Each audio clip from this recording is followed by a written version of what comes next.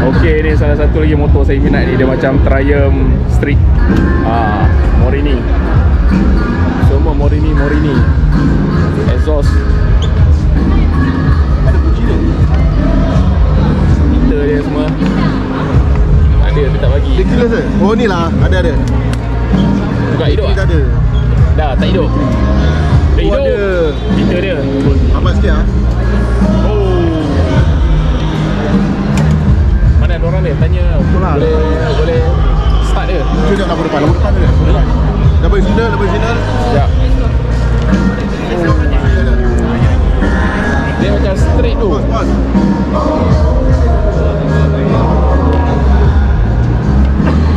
Tekan brake. Oh. Orang dia tak boleh. Mana ni model 3 Ni 312. Ni 3.5 lah. 350. Oh 3.5. Habis dah 2 lepas setengah 350 lah. Between So kat sini kalau nak tukar yang part exhaust belakang, buka je yang sini. So dah boleh tukar exhaust belakang.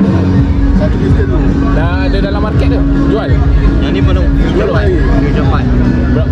Feature bike. Bila keluar belum tahu. Belum final lagi. Belum final lah. Anggaran Jalan lah.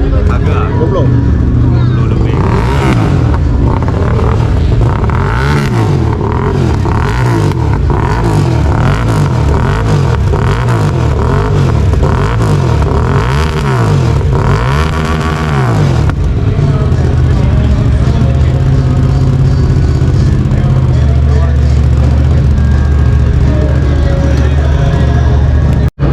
Okay, kita nak try start. Try. Tengah motor tu. Okay. Walaupun kecil. Sebelum baru nak rem, tadi tak nak rem. Oh, ada gear. Ada budak kaki gatal lah ni. Kaki 4 lah mana dia begini. Masak. Yang 5 lah tu.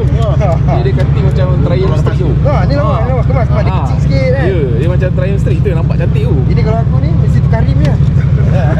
Ini mesti mau LED dia. Kalau dia ada versi LED cun kan. Lewat cun.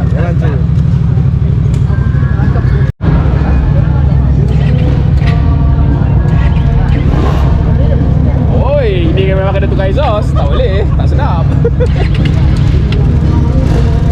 Rem sikit. Biar dia hidup dulu, Tak boleh start? Tak boleh start?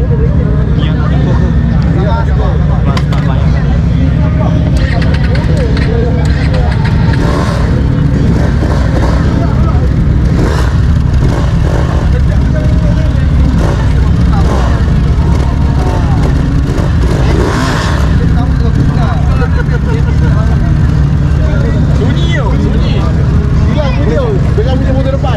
Tak ada video.